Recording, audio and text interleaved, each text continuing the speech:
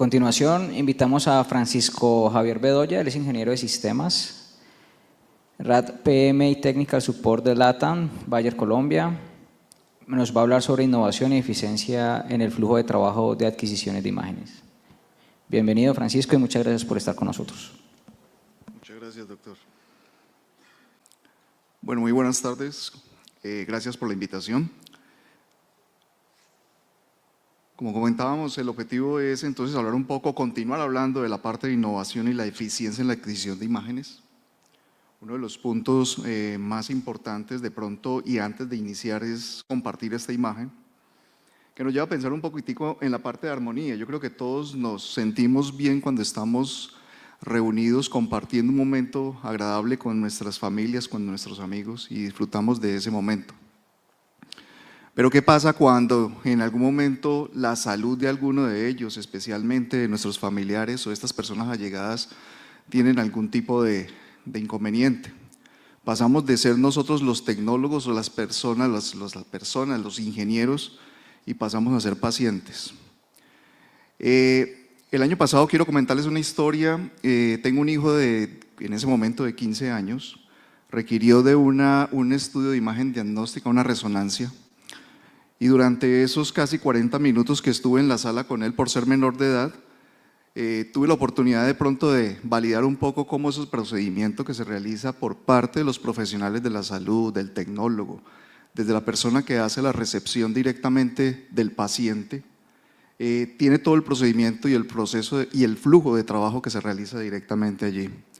Y una de las preguntas que yo tenía en ese momento, que creo que a todos nos pasa al momento de tener este tipo de solicitudes de imágenes o cualquier otro tipo de estudio, es cuál es el resultado y que ese resultado tenga una respuesta clara y oportuna a ese diagnóstico que en ese momento pues quería tener ya con mi hijo específicamente. Entonces, una de las características aquí importantes es cómo la tecnología básicamente tiene el potencial de ayudarnos y potencializarnos nosotros con innovación. Hay algo muy importante y lo comentaban en las presentaciones anteriores, y es la innovación no necesariamente sale o nace directamente de las personas, de los ingenieros, de los doctores, que muy probablemente se sientan a mirar de pronto dónde está la necesidad y dónde está la solución. La invitación aquí en este tipo de propuestas es que nosotros participemos de la parte de la innovación, precisamente con esta parte, con lo que tiene que ver con este tipo de tecnologías. Y es precisamente resolver las ineficiencias operativas. Uno de los puntos importantes que yo detectaba posteriormente en mi trabajo en campo era cómo procedimientos manuales se replican varias veces en diferentes sistemas.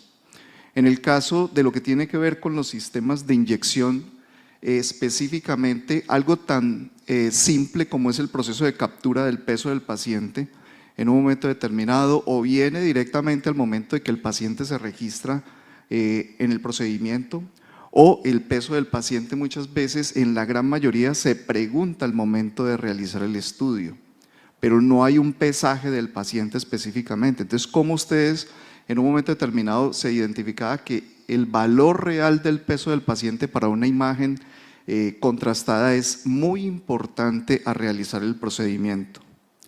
¿Cómo identificar también esa optimización de los flujos de trabajo en los pacientes?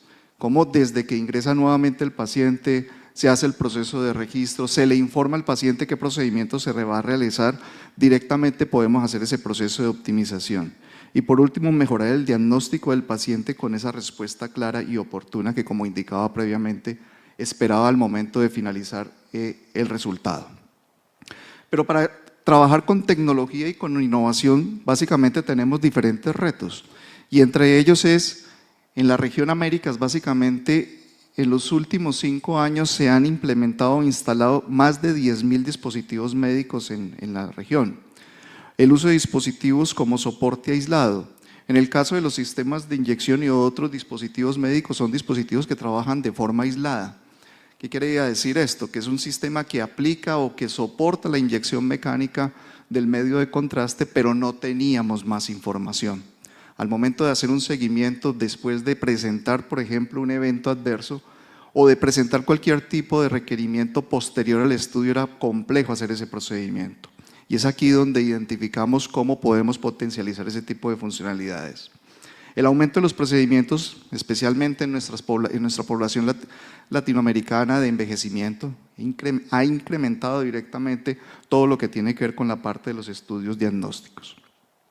Y es un desafío directamente para el personal, no solamente para el personal clínico, sino también para las personas que hacen este tipo de procedimiento. Escasez mundial en el personal de radiología, algo que comentaban también en lo que tiene que ver con interconectividad, muy probablemente aquellas regiones donde todavía es complejo tener este proceso, muchos sistemas clínicos o sistemas informáticos que no permiten generar interconectividad con los sistemas y múltiples sistemas informáticos. Y eso afectaba directamente ¿en qué? En el impacto del diagnóstico. Entonces estos dispositivos han evolucionado. Actualmente los sistemas médicos, especialmente los sistemas de inyección, hacen parte de la tecnología de IoT, Internet de las Cosas, dispositivos que están conectados a Internet y que permiten ofrecer información posterior al finalizar una inyección. Facilitar la interconexión ahora ya con los sistemas RICS, con los sistemas PACS, precisamente para poder aportar en esa parte de información y poder sacar el mayor potencial con la parte de las tecnologías. El ingeniero en la exposición anterior decía muy probablemente cómo poder sacar el mayor potencial. En este caso los sistemas de inyección permiten hacer uso de protocolos inteligentes, como a través de 3 variables como son la tecnología del tomógrafo, el peso del paciente y la concentración del medio de contraste, en un momento determinado potencializan y aseguran una correcta inyección hacia el paciente, pensando precisamente en la seguridad del mismo. Y también algo importante que me llamaba la atención, ingeniero, cuando usted indicaba con respecto a la disminución del medio del contraste. Estamos trabajando de la mano con estas tecnologías porque uno de los puntos que trabaja Bayer, y lo vamos a ver en un momento, es precisamente eso, pensando en la seguridad del paciente, cómo disminuir o cómo optimizar con esas tecnologías y maximizando esa información, esa disminución de ese medio de contraste. ¿Y cuál es el enfoque que venimos trabajando? En esa parte de automatización, no solamente en el flujo de trabajo, cómo identificar esos procesos que son realizados doble vez. Como comentaba al principio, hace un momento, el proceso de que tengan que registrar el peso muy probablemente en el sistema RIS, registrar el proceso del peso cuando se hace el estudio contrastado y posteriormente volver a registrar 3 veces el peso, donde podemos generar un proceso de automatización para agilidad y también disminución del tiempo por parte del tecnólogo. ¿Y en qué nos enfocamos? Enfoco en productividad. Precisamente la atención centralizada ¿en quién? En el paciente. Ese paciente que ingresa a sala, donde estamos asegurando que el tipo de estudio requerido se tiene que realizar para tener esa respuesta clara al finalizar el proceso. Foco en el análisis, cómo compartir toda la información. Entonces ya estos dispositivos, no solamente los sistemas de inyección, muchos sistemas médicos aportan datos. Y aquí es donde ustedes y nosotros podemos volver y potencializar la innovación. ¿Por qué? Porque los datos son los que les van a permitir a ustedes identificar puntos de mejora, puntos de control y optimización en la parte de procesos. Esa parte de adherencia a nivel de procesos también, donde podemos identificar con estos datos cuáles son las mejores prácticas que se pueden realizar en una sala de resonancia o una sala de tomografía. ¿Y cómo integramos esta parte con lo que tiene que ver con los sistemas de inyección o estos equipos médicos? Entonces la integración ya con los sistemas RIS, las listas de trabajo precisamente para que en el momento que un paciente llegue a sala de resonancia, a una sala de tomografía, directamente pueda leer la información el tecnólogo de qué tipo de estudio el paciente y pueda complementar esos datos que muy probablemente son datos que se registran de forma manual en una orden. Ya la invitación aquí es que se haga directamente en el sistema. Poder tener la información de envío de esa información de resumen de la inyección hacia el PACS, los datos a nivel de analítico, y hay algo muy importante, lo indicábamos, son equipos que permiten conectividad ya a través de tecnologías como IoT, Internet de las Cosas, que permiten conectividad para poder tener información de servicio técnico remoto. ¿Y cómo potencializamos el equipo clínico? Pues información a nivel de qué tipos de estudios, cuáles son las tendencias durante un periodo de tiempo, cómo se planifican esos recursos, tipos de contrastes, concentración de contrastes, marcas de medio de contraste y algo muy importante, los promedios de dosis de medios de contraste. Algo importante en la seguridad del paciente es que si un paciente pesa 70 kilos por lo general, de acuerdo a la concentración de medio de contraste, pues se tenga mililitro por kilogramo de peso, como lo indicaban previamente. Pero sumando la tecnología de los protocolos inteligentes y la tecnología a nivel de lo que tiene que ver con el tipo de tomógrafo, el tipo de resonador, allí es donde se potencializa esa parte de innovación. Protocolos estandarizados para la seguridad del paciente, no solamente del paciente, sino también de nosotros como tecnólogos al momento de ejecutar el procedimiento. Identificar las áreas de mejora y los casos de alerta. Muy probablemente en las salas, especialmente de tomografía, donde se toma la decisión de hacer un nuevo estudio, de duplicar el estudio, donde el paciente recibe doble dosificación de medio de contraste, son estudios que por lo general no quedan visualizados para la parte administrativa como control precisamente y seguimiento de los procesos seguros de la sala. Aquí con este tipo de información y con este tipo de datos sumado vamos a tener la posibilidad de llevarlo allí. ¿Cómo se extracta y cómo el sistema de inyección básicamente entonces se convierte en una fuente de datos? Aquí tenemos varios ejemplos. Lo primero es potencializar esos datos como lo indicaba previamente. Entonces poder ver la información de cuáles son las inyecciones que finalizan correctamente y cuáles son las inyecciones que son canceladas por algún motivo, ya sea por el operador o porque el sistema de inyección detecta un exceso en flujo o un exceso en presión. Entonces poder identificar de mis 100% de estudios contrastados que realizamos en sala, cuáles de ese 100% se finalizan correctamente y cuáles de los que se cancelan, por qué motivo se cancelan, para poder trabajar posteriormente en una actividad de mejora. Procedimiento de identificar medios de contraste, volúmenes de medio de contraste, cantidad de medio de contraste por concentración y por tipo. Identificar muy probablemente esos procedimientos de acuerdo al tipo de estudio, con qué catéter y en qué sitio de canalización se esté realizando, enfocado precisamente en buenas prácticas.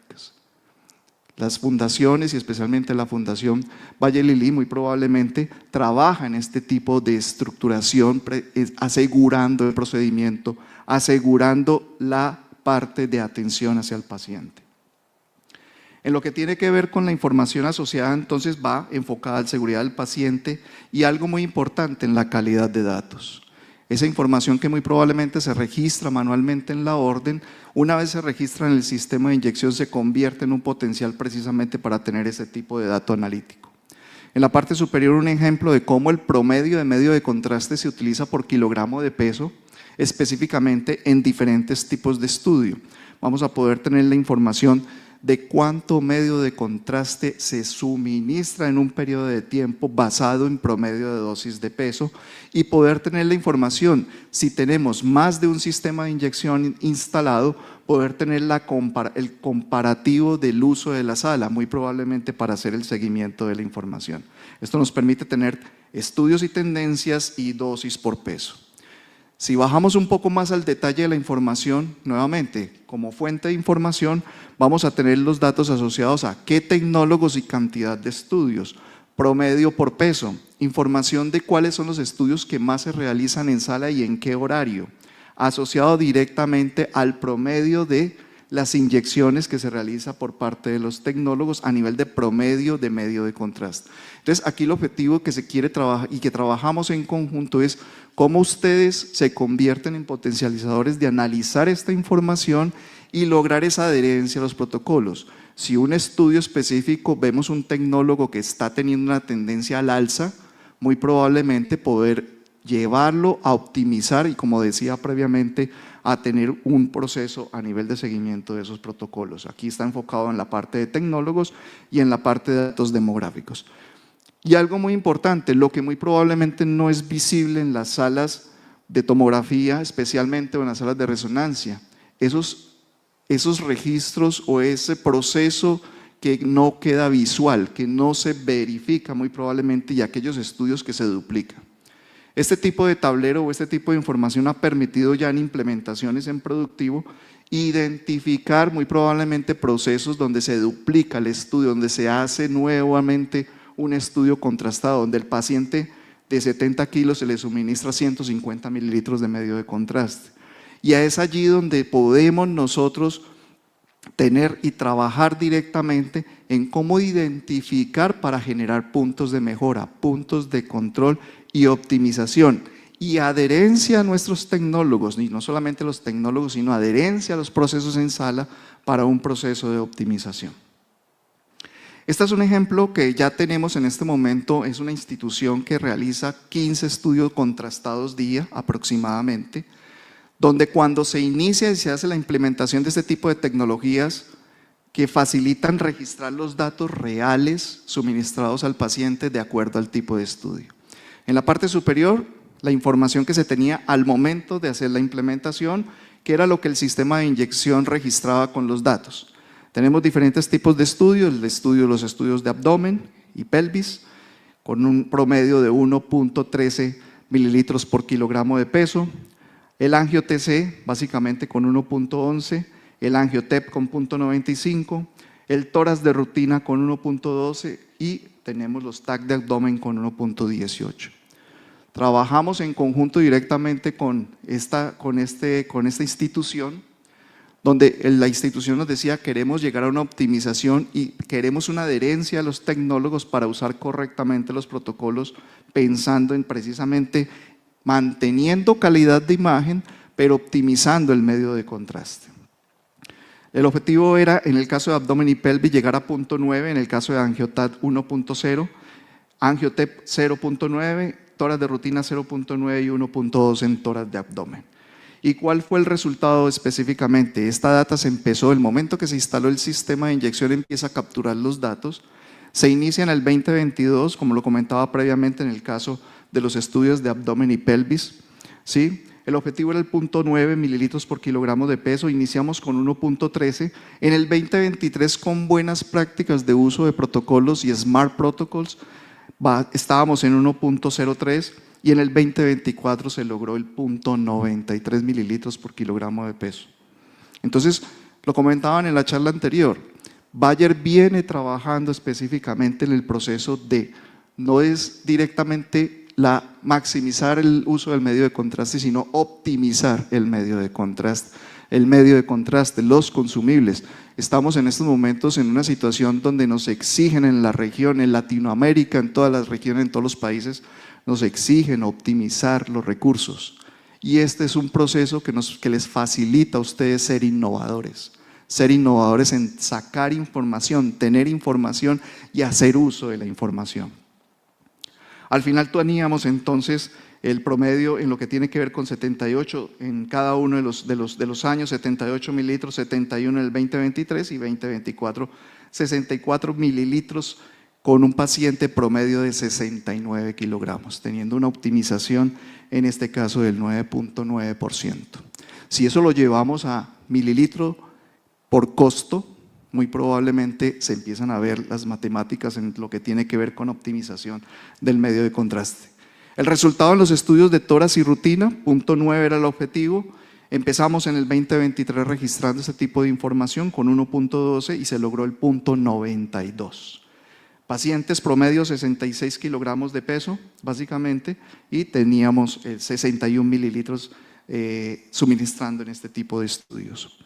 Los estudios TEP, los TEP, el objetivo 0.9, en el 2023 iniciamos con 0.95, 2024 estábamos en 0.91, 0.4 mililitros de optimización del medio de contraste en pacientes de 71 kilogramos. Los estudios de angio y tórax, en este caso 1.11, se logró el objetivo en el 2024 de 1.01, ¿sí? Promedio de pacientes 72 kilogramos y una optimización del 8.8% del medio de contraste. En el caso de los estudios de tórax y abdomen, 1.1 mililitros era el objetivo y se logra directamente en promedio de pacientes 69 kilogramos, ¿sí? Específicamente los 75, el 8.5% en la parte de optimización. Y este es un resumen en esas optimizaciones identificadas después de este periodo. Si ustedes pueden observar la primera fila, van a encontrar que el consumo total del medio de contraste en el 2022 era de 222 litros, 2023 236 y en el 2024 233 litros. Pero observen los estudios realizados.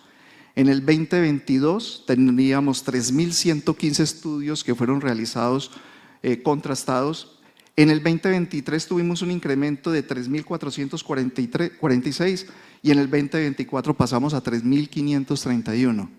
Se optimizó y se incrementaron los estudios, pero se optimizaron los estudios a nivel de medio de contraste, de suministro de medio de contraste.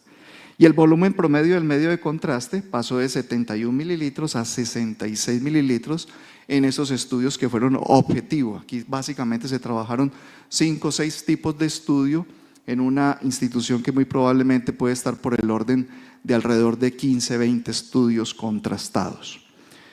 El crecimiento en estudios estuvo por el orden del 13.35%, el consumo estuvo en el orden de 4.98% y la optimización del medio de contraste para estos estudios focalizados fue de 8.37%. Entonces, nuevamente, la invitación es que ustedes hagan parte de la tecnología, hagan parte de la innovación. La invitación es a trabajar, lo comentaba el doctor en dos de las charlas anteriores, sean ustedes las personas que lideren la innovación. ¿Y cómo lo pueden hacer? A través de estas tecnologías. El ingeniero lo comentaba en la presentación anterior. Hagan uso de la tecnología y potencialicen precisamente esta parte de innovación. Los datos se convierten nuevamente en el potencial de la información precisamente para que ustedes puedan tener ese punto de diferencia al momento de tomar las decisiones.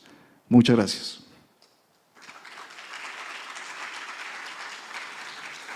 Muchas gracias, Francisco, por la charla.